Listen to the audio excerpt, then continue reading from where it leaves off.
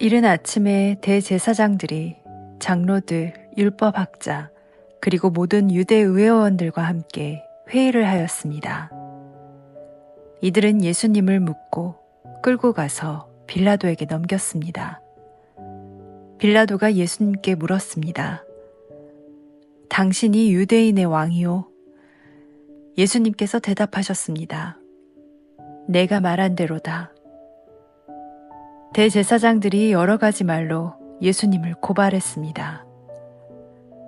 빌라도가 예수님께 다시 질문했습니다. 아무 대답도 없소? 이 사람들이 당신에게 여러 가지로 고발을 하는 것을 보시오. 그러나 예수님께서는 더 이상 대답을 하지 않으셨습니다. 빌라도가 이것을 보고 매우 놀랐습니다. 명절 때마다 빌라도는 사람들이 요청하는 죄수 한 명을 풀어주곤 했습니다. 바라바라고 하는 사람이 폭동이 일어났을 때 살인을 저지른 폭도들과 함께 감옥에 있었습니다. 사람들이 빌라도에게 와서 지금까지 그랬던 것처럼 죄수 한 명을 풀어달라고 요청했습니다. 빌라도가 그들에게 물었습니다. 유대인의 왕을 놓아주기를 바라느냐? 빌라도는 대제사장들이 예수님을 시기해서 자기에게 넘긴 것을 알았던 것입니다. 대제사장들은 사람들을 선동하여 예수님을 대신 바라바를 풀어달라고 요청하게 했습니다. 빌라도가 사람들에게 다시 물었습니다. 그러면 너희가 유대인의 왕이라고 부르는 이 사람은 어떻게 해야 하겠느냐? 사람들이 소리쳤습니다. 십자가에 못 박으시오. 빌라도가 물었습니다. 어째서 그가 무슨 잘못을 했느냐? 하지만 사람들은 더욱더 크게 소리쳤습니다. 십자가에 못 박으시오. 빌라도는 사람들을 만족시키려고 바라바를 놓아주었습니다. 그리고 예수님을 채찍질하게 하고 십자가에 못 박도록 넘겨주었습니다. 군인들이 예수님을 공간 뜰로 끌고 갔습니다. 그리고 온 부대원을 불러 모았습니다. 예수님께 자주색 옷을 입히고 가시왕관을 만들어 예수님의 머리 위에 씌웠습니다. 그들은 예수님에게 경례를 하며 소리쳤습니다. 유대인의 왕 만세! 군인들은 갈대로 예수님의 머리를 때리고 침을 뱉었습니다. 그리고 무릎을 꿇고 절을 하였습니다. 실컷 놀리고 나서 군인들은 자주색 옷을 벗기고 예수님의 옷을 다시 입혔습니다. 그리고 십자가에 못 박으려고 예수님을 끌고 나갔습니다. 그때 시골에서 온 구레네 출신의 시몬이 지나가고 있었습니다. 이 사람은 알렉산더와 루포의 아버지입니다. 군인들은 시몬에게 예수님의 십자가를 지게 했습니다. 군인들은 예수님을 해골 지역이라는 뜻을 가진 골고다로 끌고 갔습니다. 군인들은 예수님께 모략을 탄 포도주를 마시게 하려고 했으나 예수님께서는 마시지 않으셨습니다. 군인들은 예수님을 십자가에 못 박았습니다. 이들은 제비를 뽑아 예수님의 옷을 누가 차지할지 결정하여 나누어 가졌습니다. 예수님을 십자가에 못 박은 때는 아침 9시였습니다. 예수님의 죄패에는 유대인의 왕이라는 제목이 적혀 있었습니다. 군인들은 예수님과 더불어 2명의 강도를 하나는 오른쪽에 하나는 왼쪽에 매달았습니다. 지나가던 사람들이 고개를 흔들면서 예수님을 모욕하였습니다. 아, 성전을 헐고 3일 만에 다시 세우겠다던 사람아, 당신 자신이나 구해보시지. 십자가에서 내려와봐. 대제사장들도 율법학자들과 함께 다른 사람들처럼 놀렸습니다. 그들은 자기들끼리 말했습니다. 저 사람이 다른 사람을 구원하고 자기 자신은 구원하지 못하는구나.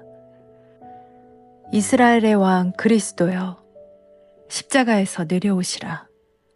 그러면 우리가 보고 믿겠다. 함께 십자가에 못 박힌 사람들도 그와 같은 비난을 예수님께 했습니다. 정오가 되자 온 땅에 어둠이 덮이더니 오후 3시까지 계속되었습니다. 오후 3시에 예수님께서 큰 소리로 외치셨습니다. 엘리 엘리 라마 사막다니. 이 말은 나의 하나님 나의 하나님 어찌하여 나를 버리셨나이까 라는 뜻입니다. 서 있던 사람들이 이 소리를 듣고 말했습니다. 보시오, 저 사람이 엘리야를 부르고 있습니다. 어떤 사람이 달려가서 신 포도주를 해면에 묻혀 막대기에 매달았습니다. 그리고 예수님께 마시게 하며 말했습니다. 과연 엘리야가 와서 십자가에서 내려주는지 봅시다. 그러자 예수님께서 큰 소리를 지르시고 마지막 숨을 거두셨습니다. 그때 성전에 있던 휘장이 꼭대기에서 바닥까지 두 쪽으로 갈라졌습니다. 예수님 바로 앞에 서 있던 백부장이 예수님께서 마지막 숨을 거두시는 것을 보고 말했습니다. 이분은 진실로 하나님의 아들이었다. 여자들이 약간 떨어진 곳에서 지켜보고 있었습니다.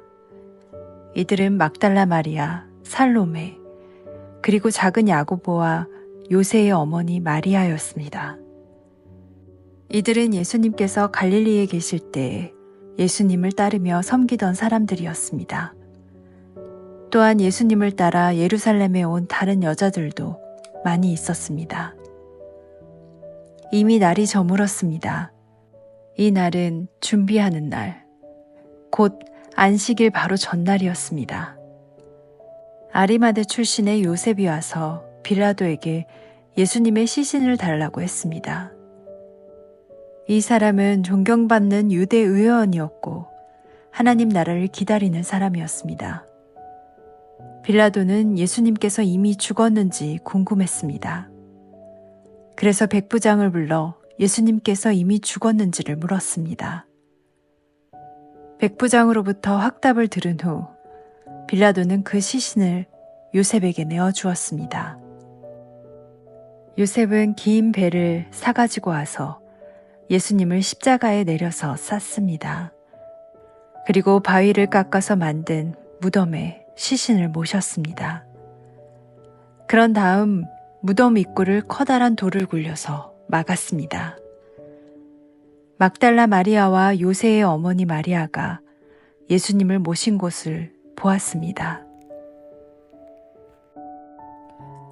안식일이 지나고 막달라 마리아와 야고보의 어머니 마리아와 살로메가 예수님께 바르려고 향료를 샀습니다.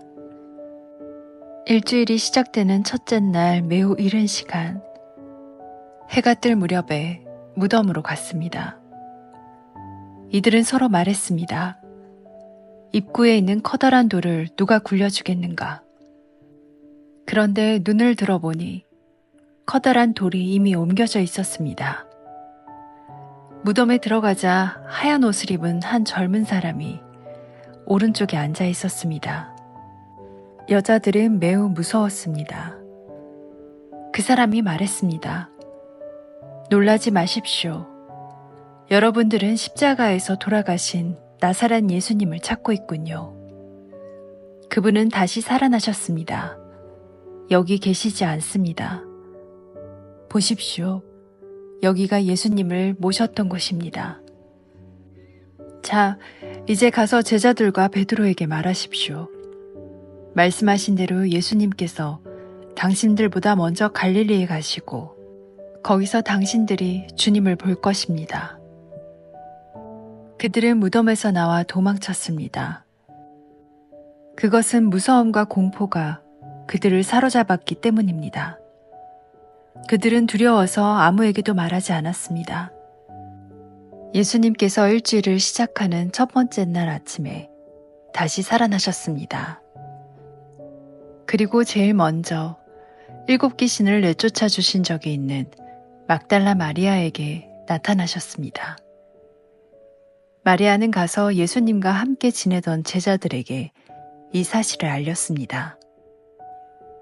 그들은 슬퍼하며 울고 있었습니다. 마리아로부터 예수님께서 살아계시며 예수님을 배웠다는 소리를 듣고도 제자들은 믿지 않았습니다. 그 후 예수님께서는 다른 모습으로 두 제자에게 나타나셨습니다. 이들은 시골로 내려가는 길이었습니다. 두 제자는 다른 제자들에게 돌아가서 말했습니다. 이번에도 다른 제자들은 그들의 말을 믿지 않았습니다. 나중에 예수님께서 식사를 하고 있는 11명의 제자들에게 나타나셨습니다. 그리고 제자들의 믿음이 적음과 마음이 굳은 것을 꾸짖으셨습니다. 그것은 제자들이 예수님께서 다시 살아나신 후에 예수님을 만난 사람들의 말을 믿지 않았기 때문입니다. 예수님께서 제자들에게 말씀하셨습니다. 온 세상으로 가거라. 온 세상에 복음을 전하여라. 믿고 세례를 받는 사람은 구원을 받을 것이다. 그러나 믿지 않는 사람은 심판을 받을 것이다. 믿는 사람들에게는 이러한 증거가 따라올 것이다. 내 이름으로 귀신을 내쫓고 배우지 않은 새로운 말을 하고 손으로 뱀을 집어들고 독을 마셔도 아무런 해를 받지 않을 것이며 환자에게 손을 얹으면 나을 것이다. 예수님께서 제자들에게 이 말씀을 마치시고 하늘로 들려가셨습니다. 그리고 하나님의 오른쪽에 앉으셨습니다. 제자들은 곳곳에 다니면서 복음을 전하였습니다. 주님께서 제자들과 함께 일하셨고 증거를 보여주심으로 그들이 전하는 말씀이 사실임을 증명해 주셨습니다. 누가복음.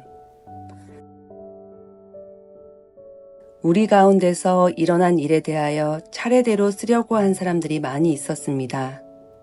이 사람들은 처음부터 이 일을 목격한 사람들, 즉 말씀의 종들이 우리에게 전하여 준 대로 기록하였습니다. 존귀하신 데오빌로 각하, 저도 이 모든 일을 처음부터 자세히 조사하였으므로 이 일을 가깝게 차례대로 기록하여 드리는 것이 좋다고 생각합니다. 이는 이미 배우신 것들이 모두 사실이라는 것을 알게 하려는 것입니다. 유대왕 헤롯 시절에 아비야조에 사가랴라고 하는 제사장이 한 사람 있었습니다.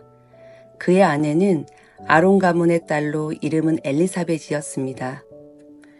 이들은 하나님 앞에서 의로운 사람이었습니다. 이들은 하나님의 모든 계명과 법도를 흠잡을 데 없을 정도로 잘 지켰습니다. 그런데 이들에게는 자식이 없었습니다. 엘리사벳은 임신할 수 없는 여자였고 두 사람 모두 너무 나이가 많았습니다.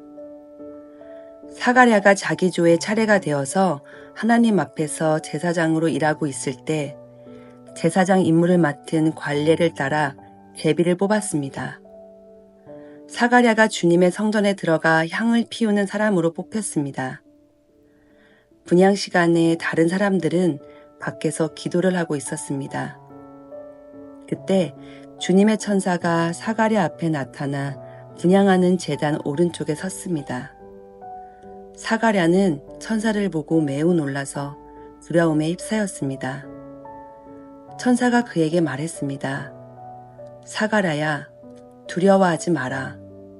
내 기도를 하나님께서 들으셨다. 내 아내 엘리사벳이 아들을 가지게 될 것이다. 그의 이름을 요한이라고 하여라. 그 아들은 내게 기쁨과 즐거움이 될 것이다. 또한 많은 사람들이 그가 태어남을 즐거워할 것이다. 그 아들은 하나님 앞에서 큰 인물이 될 것이다. 그는 포도주와 술을 마시지 않으며 어머니 뱃속에 있을 때부터 성령으로 충만해질 것이다. 그는 이스라엘 자손들 중에서 많은 사람들을 주 하나님께로 돌아오게 할 것이다. 그는 엘리야의 심령과 능력을 가지고 주님보다 먼저 올 것이다. 그래서 아버지의 마음을 자녀에게로 향하게 하며 순종하지 않는 사람들을 의인의 지혜로 돌아서게 할 것이다. 그래서 사람들에게 주님을 맞을 준비를 하게 할 것이다. 사가랴가 천사에게 말했습니다.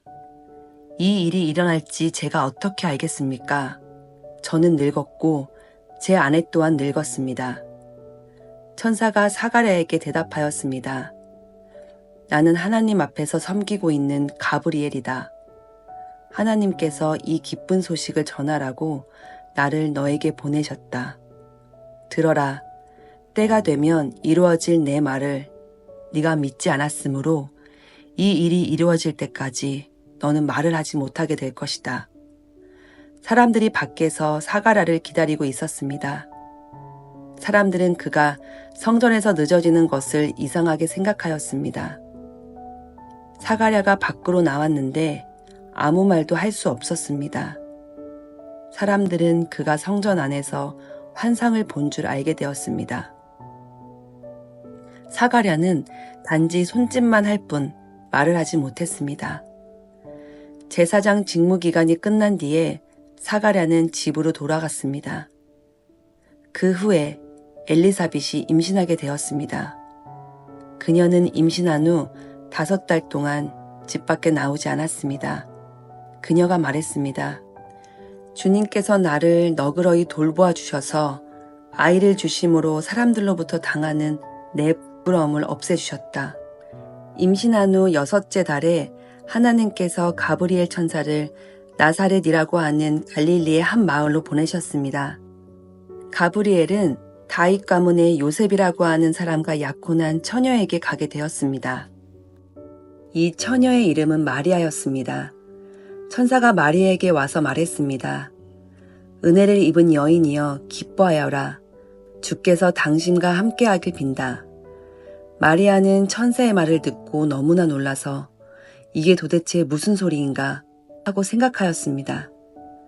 천사가 마리아에게 말했습니다. 마리아야, 두려워하지 마라. 하나님께서 내게 은혜를 베푸신다. 보아라, 네가 아이를 임신하게 되어 아들을 낳을 것이다. 너는 그 이름을 예수라고 하여라. 그는 크게 되어 가장 높으신 분의 아들이라고 불릴 것이다. 주 하나님께서 그에게 그의 조상 다윗의 왕자를 주실 것이다. 그는 영원히 야곱의 집을 다스릴 것이며 그의 나라는 끝이 없을 것이다. 마리아가 천사에게 말했습니다. 나는 남자를 알지 못하는 처녀인데 어떻게 이런 일이 있을 수 있습니까? 천사가 마리아에게 대답했습니다. 성령이 내게 내려오시고 가장 높으신 분의 능력이 너를 감싸주실 것이다. 태어날 아기는 거룩한 분, 하나님의 아들이라고 불릴 것이다. 보아라, 네 친척 엘리사벳도 나이가 많지만 임신하였다. 그녀는 임신하지 못한다고 생각하였으나 벌써 임신한 지 6달이 되었다. 하나님께서는 하지 못하실 일이 없다. 마리아가 말했습니다. 보소서, 저는 주님의 여종이오니 당신의 말씀대로 제게 이루실 것을 믿겠습니다. 그러자 천사가 마리아에게서 떠나갔습니다. 그 무렵에 마리아가 일어나 유대지방 산골에 있는 동네로 서둘러 갔습니다. 사가랴의 집으로 들어가서 엘리사벳에게 인사하였습니다. 엘리사벳이 마리아의 인사를 받을 때 아기가 뱃속에서 뛰놀았습니다. 엘리사벳이 성령으로 충만하여져서 큰 소리로 외쳤습니다. 당신은 여인들 중에서 가장 복받은 자입니다. 당신의 뱃속에 있는 열매가 복됩니다. 내 주님의 어머니께서 내게 오시다니 무슨 일입니까? 보소서, 당신이 인사하는 소리가 내 귀에 들릴 때에 내 뱃속의 아기가 기뻐서 뛰어놀았습니다. 주님께서 말씀하신 것이 이루어질 것을 믿는 자는 복이 있습니다. 마리아가 말했습니다. 내 영혼이 주님을 찬양합니다. 내 영혼이 나의 구주 하나님을 기뻐합니다. 그것은 주님께서 이 여종의 비천함을 돌보셨기 때문입니다. 이제부터는 모든 세대가 나를 복되다 할 것입니다. 그것은 전능하신 분이 내게 이 큰 일을 행하셨기 때문입니다. 주님의 이름은 거룩합니다. 주님의 자비하심은 하나님을 두려워하는 자에게 대대로 있을 것입니다. 주님은 강한 팔로 권능을 행하시고 마음이 교만한 자를 흩으셨습니다. 하나님은 왕들을 왕자로부터 끌어내리시고 낮은 천한 사람들을 높이셨습니다. 굶주린 사람들을 좋은 것으로 채우시고 부자를 빈손으로 돌려보내셨습니다. 주님은 자비를 기억하시며 주님의 종 이스라엘을 도우셨습니다. 우리 조상들에게 말씀하신 대로 아브라함과 그 자손들을 영원히 도우실 것입니다. 마리아는 엘리사벳과 함께 석 달쯤 있다가 집으로 돌아갔습니다.